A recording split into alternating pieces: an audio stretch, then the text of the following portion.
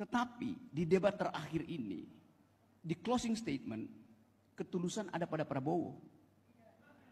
Yes, Anda boleh hina.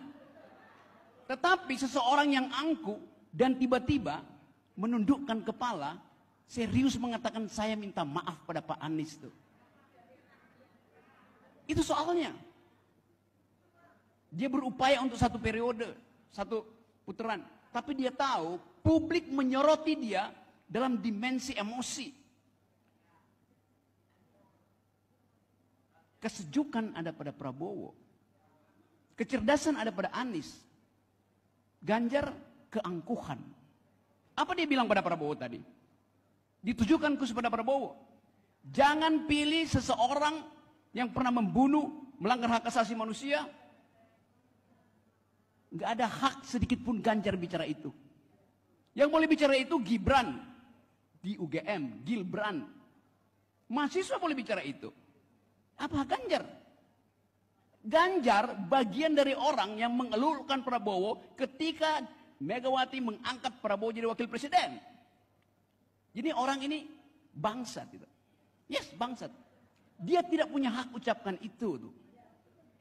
Dia bagian dari yang mengeluhkan Prabowo yang diangkat 2009 sebagai wakil presiden.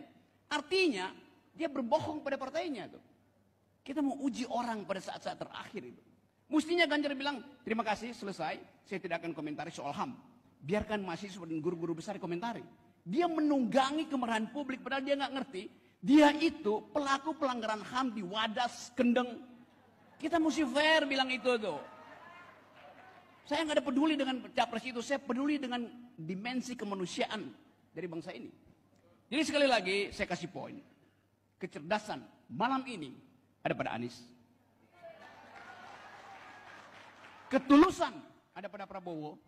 Keangkuhan ada pada Ganjar.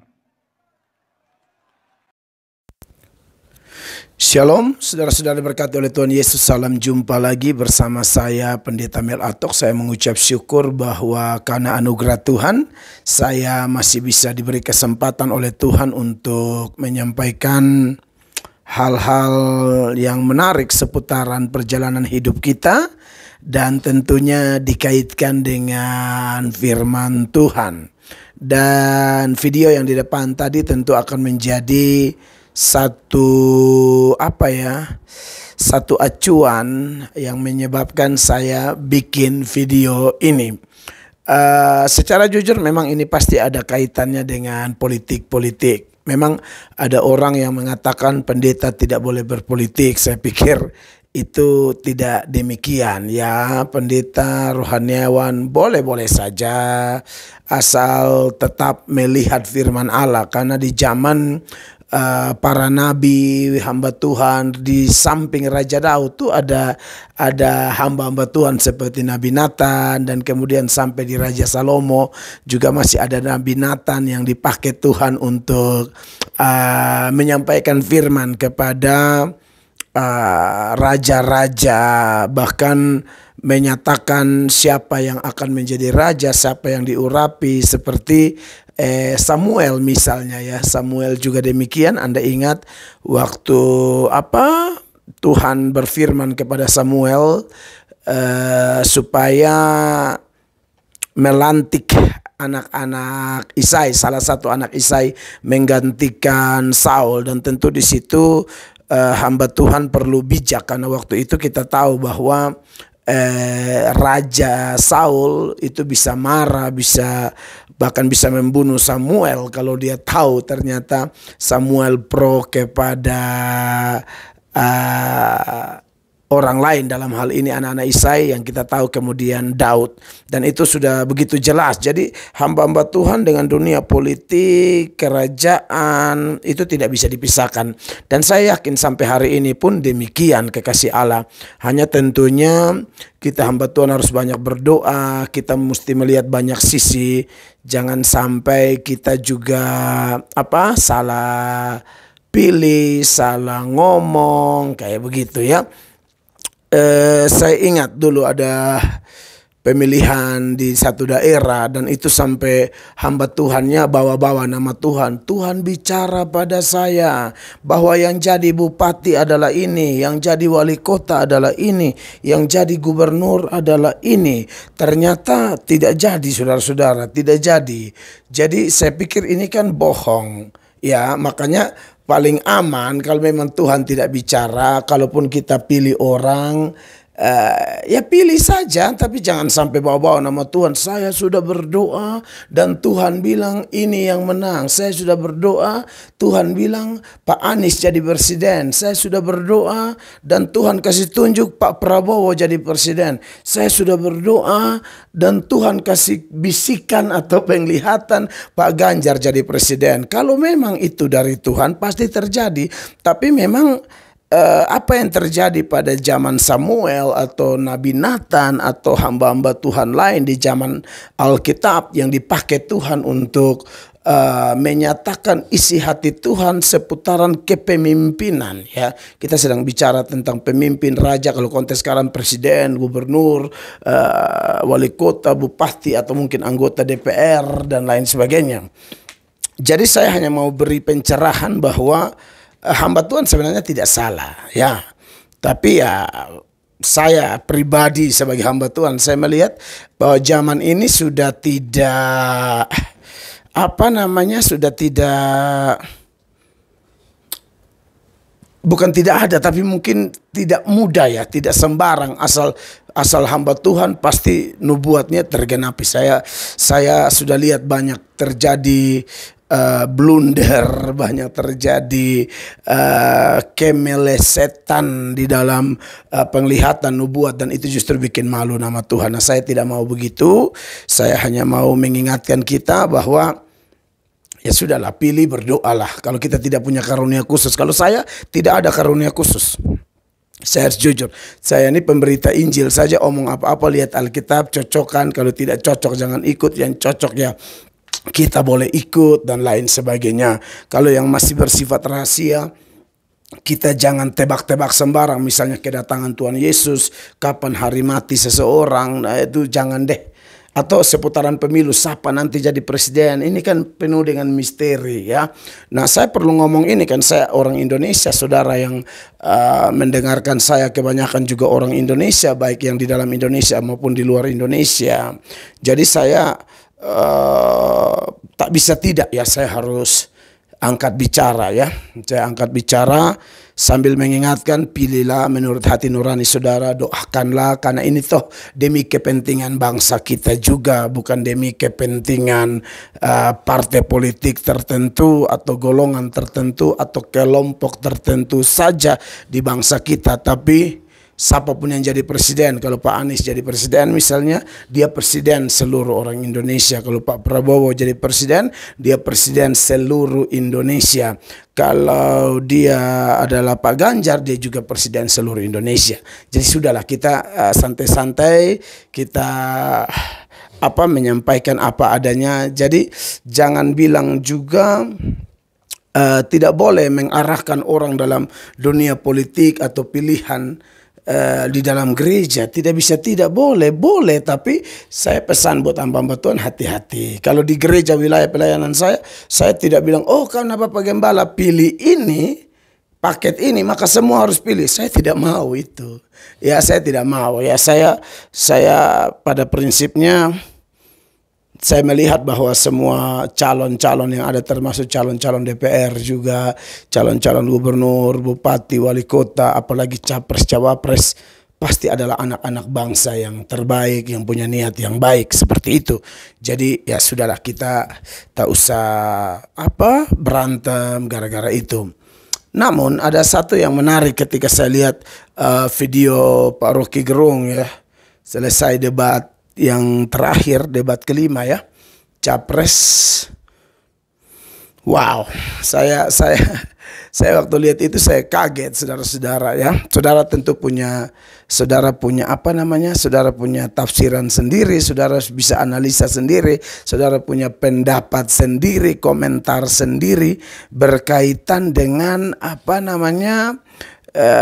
komentar Rocky Gerung begitu ya. Itu kelihatannya Rocky Gerung ada di satu tempat yang memang acaranya timnya Pak Anies, Pak Caimin ya. Dan saya nonton di situ ada video panjangnya ketika dia dikasih apa namanya, dikasih pakai jaket Anies, dia tidak mau. Padahal dia bilang kita nih berteman ya. Saya datang ke Anies bukan berarti saya pilih Anies dan lain sebagainya. Saya lihat Rocky Gerung ini luar biasa. Dia punya prinsipnya ya. Sebagai manusia pasti dia punya kekurangan ya. Saya yang omong ini juga punya kekurangan. Bapak ibu kakak adik saudara yang nonton, kita juga punya kekurangan. Tapi kita yang kurang-kurang ini kalau kita belajar dari orang-orang lain ya. Dan kali ini saya memang mau berbagi satu apa ya, pandangan saya setelah menonton apa namanya, komentar daripada Rocky Gerung ya. Dia bilang perdebatan yang terakhir, kursi yang terakhir, dia bilang kecerdasan ya, atau kepintaran itu ada pada Pak Anies. Lalu dia bilang ketulusan ada pada Pak Prabowo. Dan kemudian Bapak Ibu nonton video tadi bahwa dia bilang keangkuhan ada pada Pak Ganjar. Tentu saudara sebagai anak bangsa punya penilaian masing-masing seperti apa. Padahal saya lihat saya lihat si Rocky Gerung ini orang, entahlah orang berpendapat apa. Kalau saya lihat dia dalam komentar, saya ini akhirnya jadi sering nonton Rocky Gerung kalau dia kasih komentar ya, karena dulu jujur aja ya, kadang-kadang di komentar itu saya dengarnya tidak enak gitu loh, apalagi mengomentari pemerintah gitu kan. Tapi setelah saya ikuti, saya lihat ini orang terlepas dari memang dia tidak sempurna, tetapi ada komentar-komentar yang menurut saya tidak munafik. Saudara mengerti maksud saya? Tidak munafik, saudara. Anda bayangkan di video tadi, kalau nonton video lain yang lengkap, itu dia dikasih jaketnya Anies, dia tidak mau. Dia bilang jangan ukur persahabatan kita dengan saya harus pakai jaket, lalu dia taruh di sini, dia buang. Ada di video sebelum video ini, saudara, itu ramai di TikTok. Saya langsung lihat ini orang, wow, dia di markas Anies. Dia omong begitu, dia puji kelebihan Anies, tapi bukan berarti saya dukung Anies. Dan dia juga ulang-ulang kritik Pak Jokowi, itu paling sasaran dari Rocky Gerung itu. Ya Gibran, lalu siapa lagi? Apalagi Pak Prabowo, saya sudah nonton kritikannya kepada Pak Prabowo. Bahkan saya pernah nonton video dia bersamaan dengan Pak Ganjar. Tapi ya dia omong apa adanya gitu loh. Dia pernah bikin video itu, saya nonton videonya, dia undang Pak Mahfud dengan Pak Luhut Panjaitan. Dan dia bilang saya mau bertengkar dengan mereka karena pikiran itu akan disebut pikiran kalau dipertengkarkan. Ya kalau yang tidak mau dipertengkarkan, tidak mau diganggu, menurut Rocky itu namanya berdoa. Ya saudara sudah yang biasa nonton Rocky tahu lah ya. Saya secara jujur awalnya tuh saya nonton Rocky saya tidak suka, tapi lama-lama saya lihat tidak suka tuh, tapi saya nonton lagi, kenapa dia begini berani. Dan saya sampai temukan satu kesimpulan, ini orang memang tidak munafik. Ya, dia omong apa adanya. Anies pintar, tapi jangan paksa saya mesti pakai jaket Anies, contoh gitu ya. Karena mereka undang dia sebagai narasumber untuk memberi komentar apalah seputaran nonton bareng debat kelima itu kan. Selesai nonton itulah dia langsung kasih komentar tadi. Dan dia yang biasa mengkritisi Pak Jokowi dan juga Gibran, Pak Prabowo, dan kritikannya dia juga andai kata seseorang seperti saya atau saudara misalnya dukung Pak Jokowi atau dukung Pak Gibran atau Pak Prabowo, tapi tidak bisa juga tutup telinga dengan komentarnya Rocky gitu loh.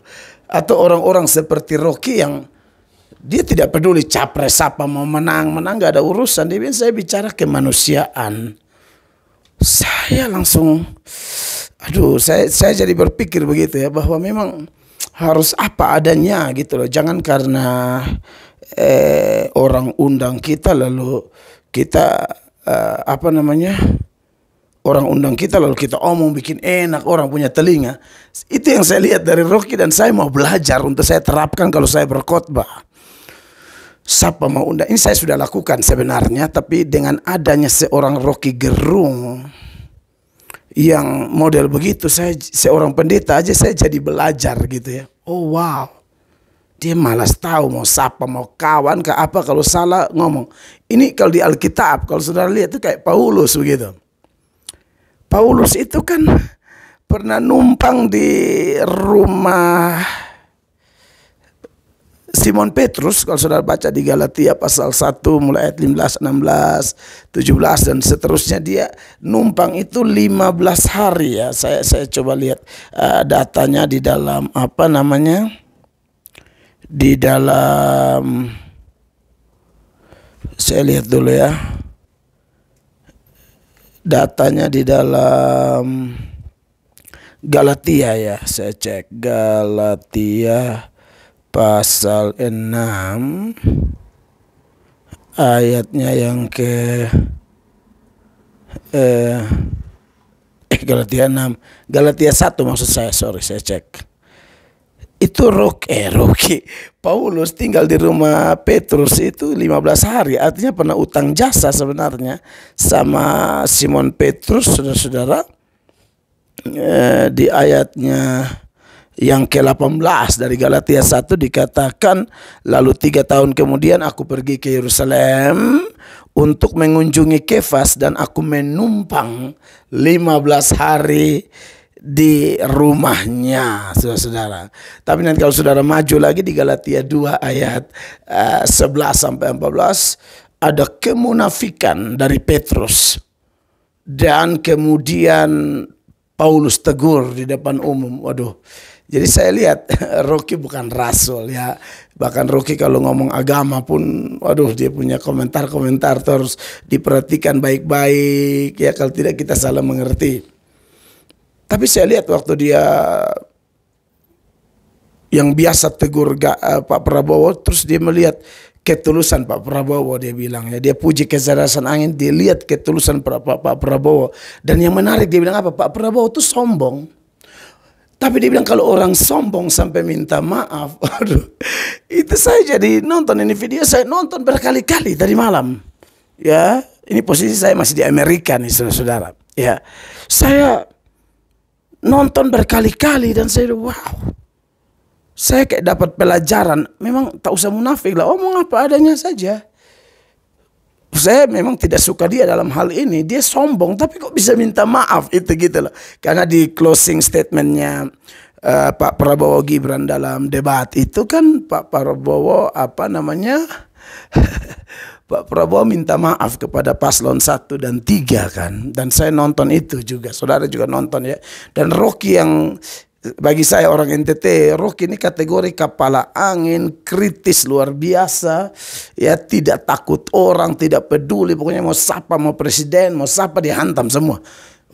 Tiba-tiba dia bilang, saya bisa lihat ada ketulusan, ada kesejukan. Kalau pintar Anies, itu orang-orang yang tidak pilih Anies tidak perlu marah karena dia menilai menurut dia ya. Saudara mungkin punya penilaian sendiri. Saya kan sedang bicara konteks Rocky Gerung yang hari-hari ini kita tahu dia punya komentar pedas dan dia tidak peduli siapapun kan.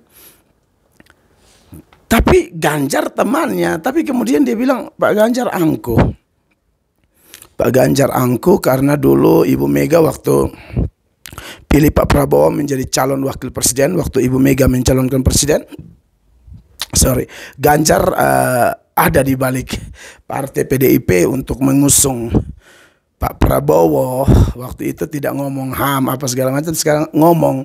Dan menurut Rocky tidak cocok dengan kata yang agak kasar yang saya tidak mau sebut di sini. Saudara sudah nonton dan wow, saya pribadi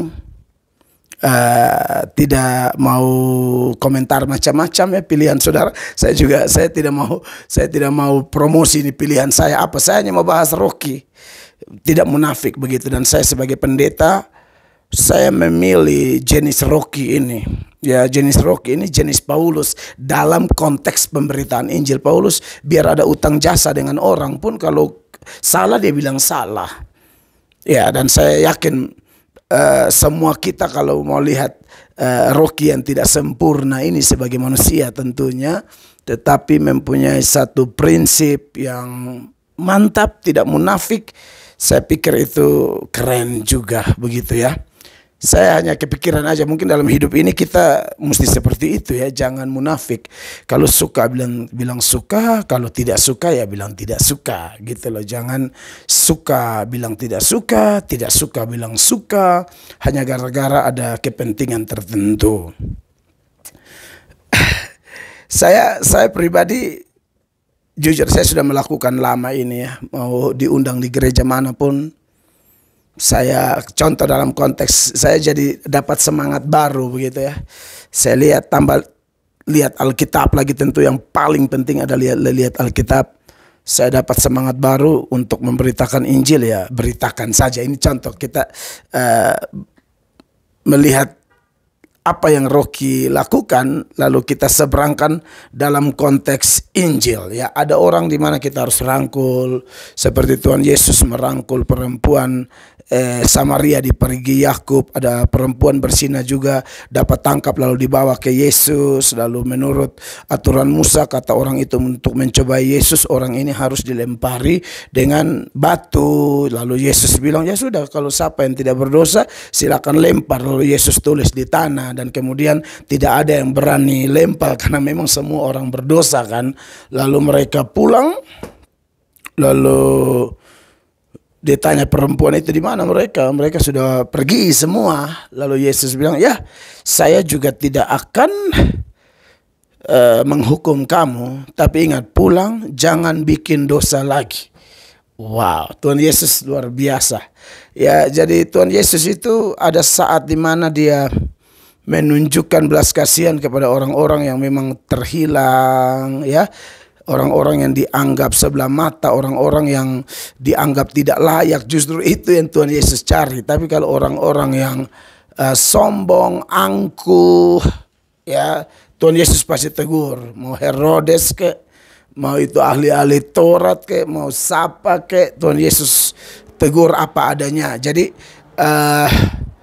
pelajaran dari